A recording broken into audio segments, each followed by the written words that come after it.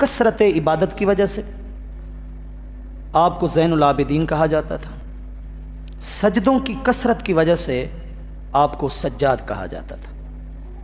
سجاد مانا بہت زیادہ سجدے کرنے والا، یہ اس کا عربی گرامر کے اعتبار سے مانا بہت زیادہ سجدے کرنے والا، اور زین العابدین کا مانا عبادت کرنے والوں کی زینت، عابدین، زاہدین، پرہیزگاروں کا سنگھار، زیب و زینت۔ اور اس میں کچھ شک نہیں کہ جو آپ کی عبادت بھری زندگی تھی اور عبادت پر جو آپ کو استقامت اور ثابت قدمی حاصل تھی، اس میں کچھ شک نہیں کہ آپ واقعتاً تمام عابدین کے لیے، عبادت گزاروں کے لیے زینت ہیں، زینت کا باعث ہیں۔ نام آپ کا علی تھا۔ تاریخی حوالے سے میں انتہائی ایک اہم بات آپ کے سامنے کرنا چاہتا ہوں، کیونکہ اس مجمع میں صرف کوئی عوامی مزاج کے لوگ نہیں ہوتے، بلکہ علم اور تحقیق سے شغف رکھنے والے حضرات بھی موجود ہوتے ہیں۔ یہ جو مشہور ہے کہ شیر خوار بچہ، 6 مہینے کا جو چھوٹا بچہ بھی شہید ہوا، جو ہم کہتے ہیں علی اصغر، تاریخی حوالے سے جو مستند بات ہے وہ یہ ہے کہ ان کا نام عبداللہ تھا۔ کیا تھا؟ عبداللہ تھا۔ جو چھوٹے بچے شہید ہوئے ان کا نام علی اصغر نہیں تھا، ان کا نام عبداللہ تھا۔ علی اصغر نام امام زین العابدین ہی کا تھا، اور امام زین العابدین اور علی اکبر، علی کے نام سے امام حسین کے یہ 2 صاحبزادے تھے۔ علی اکبر تو شہید ہو گئے، اللہ ان کے درجات کو بلند فرمائے، اور علی اصغر یہ تھے جن کا آج تذکرہ ہے، امام زین العابدین۔ ہاں ایک آدھ حوالہ ملتا ہے، ایک آدھ بات یہ ملتی ہے لکھی ہوئی کہ علی کے نام سے امام زین العابدین، اپنا امام حسین کے 3 لخت جگر تھے، 3 بیٹے تھے، علی اکبر اور علی اصغر، وہ دونوں سرزمین کربلا پر شہید ہوئے، اور یہ جو تھے یہ بھی علی تھے، لیکن انہیں علی اوسط کہا جاتا تھا، درمیانے علی۔ یہ ایک آدھ بات ملتی ہے، لیکن جو زیادہ مورخین اور مستند لوگوں نے بات لکھی ہے وہ میں نے آپ تک پہنچائی ہے۔ بہرحال آپ کا نام علی تھا۔ زین العابدین اور سجاد جن نسبتوں سے، حوالوں سے آپ مشہور اور معروف ہیں، اس کا معنی اور مفہوم بھی میں نے آپ کو بتا دیا ہے۔ حضرت امام زین العابدین 33 ہجری یا 38 ہجری میں پیدا ہوئے، یعنی واقع کربلا کے وقت آپ کی عمر یا تو 21-22 برس تھی، یا پھر آپ کی عمر 26-27 برس تھی۔ بالکل آپ یوں سمجھیں جوانی کے جوبن میں تھے، لیکن شدید بیمار ہونے کے باعث، بخار میں مبتلا ہونے کے باعث آپ جنگ کا حصہ نہ بنے، اور اس طرح آپ کی جان بھی بچی، شہید ہونے سے بھی محفوظ رہے۔ بیماری کی وجہ سے ان کو چھوڑ دیا گیا، لیکن حقیقت یہ ہے کہ اللہ کو منظور تھا ان کا بچنا، اور اللہ کو منظور تھا کہ اللہ کے محبوب کی اولاد، نسل جو ہے وہ امام زین العابدین سے آگے چل رہی ہے، اور انشاءاللہ قیامت تک چلتی رہے گی۔ اس پر میں بات آپ سے کر چکا ہوں۔ اللہ کا وعدہ ہے، انا اعطیناک الکوثر کے ضمن میں اللہ کا ایک وعدہ ہے اپنے محبوب سے کہ یعطیہ نسلا یبقی علی مر الزمان، کہ اللہ اپنے حبیب کو ایسی اولاد دے گا، ایسی نسل دے گا کہ جو جب تک زمانہ ہے انشاءاللہ وہ اولاد اور وہ نسل بھی باقی رہے گی۔ تو جناب حضرت امام زین العابدین نے 53 برس یا 58 برس کی عمر پائی، لیکن اصل جو آپ کا کردار ہے، آپ کی زندگی جو نمایاں ہو کر سامنے آئی، وہ واقعہ کربلا کے بعد ہوئی۔ آپ کی طبیعت، آپ کا مزاج، آپ کے اندر تحمل، آپ کے اندر برداشت، آپ کے اندر حلم، آپ کے اندر عبادت و ریاضت کے ساتھ ساتھ مخلوق کے ساتھ خدمت اور شفقت، یہ سارے اوصاف، یہ سارے پہلو ایسے کامل طریقے سے پائے جاتے تھے کہ یوں سمجھیں اس کی مثال ملنا بعد والے لوگوں میں مشکل ہے۔ ایک کامل انسان کے لیے جو اچھی عادات اور نیک خصلتوں کا ہونا ضروری ہے، وہ سب کی سب اچھی عادات اور نیک خصلتیں بطریق احسن، بطریق اتم، کامل طور پر آپ کے اندر پائی جاتی تھی۔ کوئی ایک ایسا پہلو نہیں تھا جو مسلمان اور مومن کے لیے حسین پہلو ہو اور آپ کی زندگی اس سے رہ گئی ہو، کوئی ایسا پہلو نہیں تھا۔ ہر حوالے سے، ظاہر کے حوالے سے، باطن کے حوالے سے، تعلق باللہ کے حوالے سے، تعلق بالمخلوق کے حوالے سے آپ کی زندگی ہمارے لیے مشعل راہ ہے، نمونہ زندگی ہے، اسوہ حسنہ ہے، اور بہترین ہدایت اور بہترین نصیحت ہے۔ آپ ساری عمر واقعہ کربلا کو بھلا نہ سکے اور اس غم کو بھلا نہ سکے۔ آج صدیاں بیت جانے کے بعد جو مخلص محب اہل بیت ہے، جو ایک سچا درد رکھنے والا مسلمان مومن ہے نا، اگر وہ اس واقعہ کو نہیں بھلا سکتا، اس غم کو نہیں بھلا سکتا، تو جو شخص عینی شاہد ہو، جس کی آنکھوں کے سامنے سب کچھ ہوا ہو، آپ کیا تصور کر سکتے ہیں کہ وہ اس واقعہ کو بھلا بیٹھے؟ اس لیے آپ عمر بھر اس غم کے اندر رہیں، اور وہ غم آپ کے دل و دماغ پر نقش رہا، اور اس واقعہ کے باعث اکثر آپ کی آنکھوں سے آنسو رواں اور جاری رہتے تھے۔ ایک مرتبہ کسی نے کہہ دیا قیل لہ لکثرت بکائہ، زیادہ رونے کے باعث کسی نے پوچھ لیا کہ وہ ایک واقعہ تھا جو گزر گیا، اب آپ صبر کریں، اب آپ اس کو بھلائیں۔ اپنے طور پر اس نے بات کی، لیکن آپ نے جو آگے جواب دیا وہ ایک مسلمان کے لیے کافی ہے۔ آپ نے آگے فرمایا لا تلومونی، اس معاملے میں مجھے روکو مت، اس معاملے میں مجھے ملامت نہیں کرو کہ میں کیوں اس غم میں جی رہا ہوں۔ ان یعقوب فقد سبطا من ولدہ، حضرت یعقوب نے اپنی اولاد میں سے صرف ایک بچے کو کھویا تھا،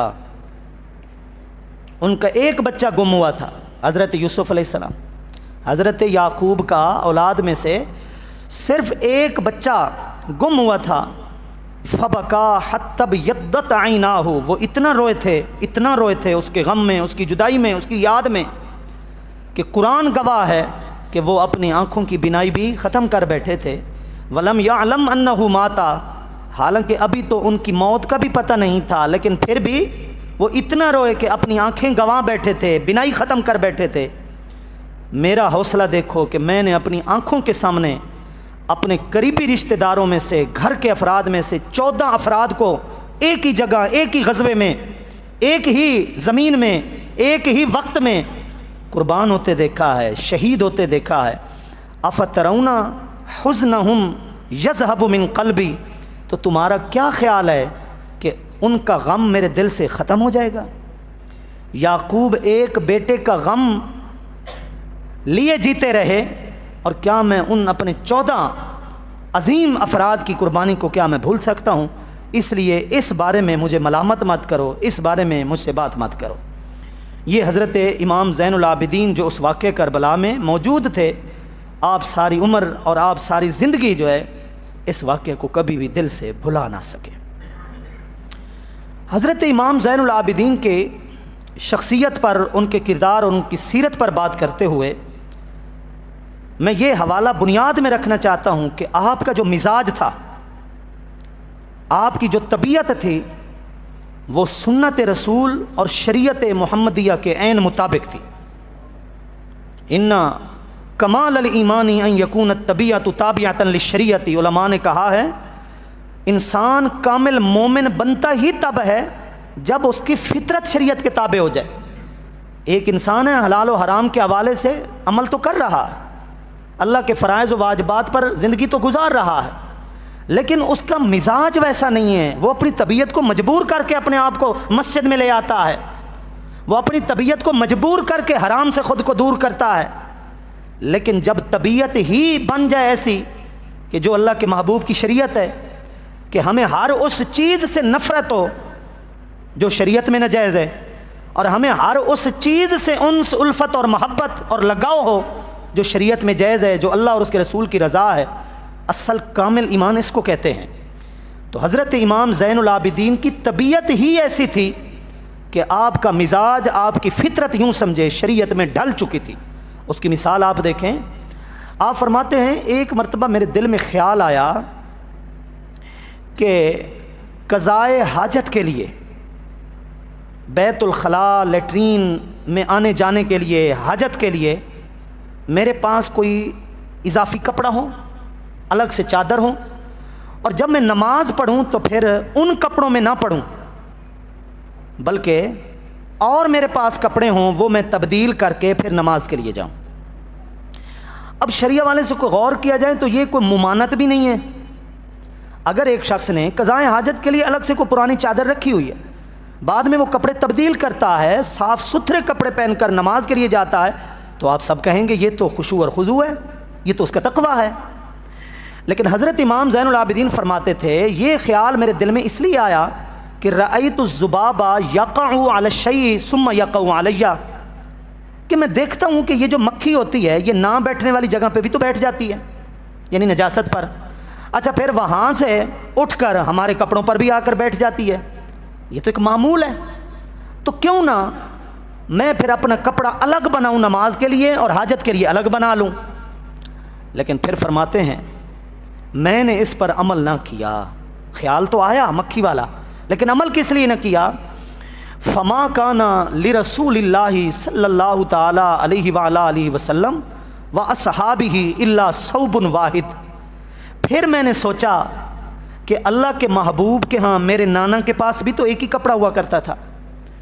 اور رسول اللہ صلی اللہ علیہ وسلم کے غلاموں اور اصحاب کے پاس بھی ایک ہی کپڑا ہوا کرتا تھا، اگر وہ اسی ایک کپڑے میں حاجت کے لیے بھی جاتے تھے پھر اسی میں نماز پڑھنے کے لیے بھی جاتے تھے، تو پھر میں الگ سے کام ایسا کیوں کروں جو اللہ کے رسول اور اس کے اصحاب سے ثابت نہیں؟ میں نے اسی مزاج کو برقرار رکھتے ہوئے میں نے بھی ایک ہی کپڑے کو رکھا۔ یہ بہت بڑی بات ہے جو شریعت کے مزاج کو سمجھنا چاہتا ہے کہ انسان ایسا کام کرے جو بظاہر شریعت میں اس کی رکاوٹ نہیں ہے، ممانت نہیں ہے، لیکن وہ اس لیے نہیں کر رہا کہ یار میرے محبوب کا، اللہ کے رسول کا جو مزاج تھا یا ان کا جو عمل ہمارے سامنے آیا وہ ایسا نہیں تھا، لہذا میں بھی ایسا نہیں کر سکتا، بھلے شریعت میں ممانت نہیں بھی ہے۔ یہ بہت بڑی بات ہے، یہ وہی کر سکتا ہے جس کی طبیعت، جس کا مزاج شریعت کے مطابق ہو جائے۔ اب آپ ایک بات یاد رکھیے، کسی بھی ہستی کی شخصیت کو، سیرت کو پڑھنے کے لیے، جانچنے کے لیے، پرکھنے کے لیے دو چیزیں ضروری ہیں۔ نمبر ایک، اس کا اپنے خالق کے ساتھ تعلق کیسا ہے، اور نمبر دو، خالق کی مخلوق کے ساتھ اس کا برتاؤ کیسا ہے۔ یہ یاد رکھیے، یہ وہ دو تعلق ہیں، انسانیت بھی ادھوری ہوتی جاتی ہے جب یہ تعلق ادھورے ہو جاتے ہیں، اور انسانیت بھی درجہ کمال تک پہنچتی جاتی ہے جب یہ دو تعلق مضبوط ہو جاتے ہیں۔ عبادت میں بھی انسان مطمئن رہے، خدمت خلق میں بھی انسان مطمئن رہے، اللہ کا وہ فرض اور واجب بھی نہ چھوڑے، اور ساتھ ساتھ حسب استطاعت مخلوق کے ساتھ رہنمائی، ہمدردی اور تعاون کو بھی نہ چھوڑے۔ کتنے لوگ ہیں جو فرائض و واجبات کے پابند ہیں، تہجد گزار ہیں، نوافل پڑھتے ہیں، تسبیحات پڑھتے ہیں، وظائف کرتے ہیں، لیکن گنجائش کے باوجود بھی غریب کے ساتھ ہمدردی نہیں کرتے، یہ بھی ادھورے ہیں۔ اور بہت سارے لوگ ہیں جو جی بھر کے خدمت خلق کرتے ہیں، تعاون کرتے ہیں، غرباء کا خیال رکھتے ہیں، ہر خوشی کے موقع پر وہ غرباء کو یاد رکھتے ہیں، لیکن اللہ کی بارگاہ میں نظر نہیں آتے، اللہ کے فرائض و واجبات کے پابند نہیں ہیں، نوافل تو دور کی بات فرائض کے پابند نہیں ہیں، یہ لوگ بھی ادھورے ہیں۔ کامل وہ ہے جو عبادت اور خدمت دونوں کو ساتھ ساتھ لے کر چل رہا ہے۔ یہ شریعت کا وہ نقطہ میں آپ کو بتا رہا ہوں جس میں پورے دین کی تشریح موجود ہے، اور میں سمجھتا ہوں حضرت امام زین العابدین کی سیرت کے یہ دو پہلو نمایاں پہلو ہیں۔ عبادت کی رب کی تو ایسی کی کہ اس کی بھی نظیر اور اس کی مثال نہیں ملتی، اور مخلوق کی خدمت کی تو ایسے طریقے پر کی کہ بعد والی نسلوں میں پھر وہ مثال بھی کہیں پر بھی نہیں ملتی۔ یہ دو پہلو ہیں جن پر یوں سمجھیں میں بات کرنا چاہتا ہوں۔ یہ الگ بات ہے کہ اتنی کرنا چاہتا ہوں جتنا وقت نہیں ہے، لیکن میں چاہتا تھا کہ آج کا موضوع چونکہ محرم الحرام کے آخری جمعہ ہونے کی وجہ سے ہمارا بھی خاص اس موضوع پر آخری موضوع ہے، آگے پھر ہم کسی دین کے اور پہلوؤں کو لے کر چلیں گے۔ اس کو آج آپ سنیں، توجہ سے سنیں کہ جن ہستیوں سے ہم محبت کو اپنے ایمان کا حصہ سمجھتے ہیں، حضور کے خاندان سے محبت کو ہم اپنی نجات کے لیے بھی ضروری سمجھتے ہیں، لیکن ان کا رب کے ساتھ تعلق کیسا تھا، ان کا رب کی خلقت کے ساتھ تعلق کیسا تھا، تاکہ ہم بھی اپنا کردار ایسا بنائیں کہ صحیح معنوں میں ہم ان کی محبت کے اہل ہو سکیں، کل بروز حشر ان کی شفاعت کے لائق ہو سکیں۔ میں نے عرض کی کہ زین العابدین یعنی عبادت گزاروں کی زینت، اور سجاد یعنی زیادہ سجدے کرنے والا، یہ دو لقب بتا رہے ہیں کہ امام زین العابدین کا اللہ کی عبادت اور ریاضت سے کتنا گہرا تعلق تھا۔ آپ یہ دیکھیے، ایک ہے عبادت کرنا اور ایک ہے عبادت کو ایسے طریقے پر کرنا، ایسا خشوع اور خضوع پیش کرنا جس سے پتہ چلے کہ عبادت نفع مند بھی تب ہوتی ہے، ورنہ عمریں گزر گئیں سجدہ کرتے ہوئے۔ کتنے لوگ ہیں جو انہوں نے ہوش سنبھالا، ماشاءاللہ 5 وقت کے پکے نمازی ہیں، نمازیں ان کی نہیں چھوٹی، کبھی کو چھوٹ بھی گئی تو فوراً انہوں نے قضا کر لی، ایسے کئی افراد ہیں الحمدللہ موجود ہیں لوگ، لیکن وہ ذوق کہاں ہے، وہ روحانیت کیا ہے، وہ اثرات ہماری زندگی میں نمایاں کیوں نہیں ہیں؟ جو عبادت کا اثر اور تأثر ایک ہمارے کردار میں ہونا چاہیے، اس سے ہم کیوں محروم ہیں؟ کیونکہ ہم نے وہ طرز عبادت چھوڑ دیا۔ عبادت تو ہے لیکن وہ طرز عبادت نہیں ہے، وہ طریقہ عبادت نہیں ہے جو ہمیں حضور کے خاندان کے افراد نے سمجھایا ہے۔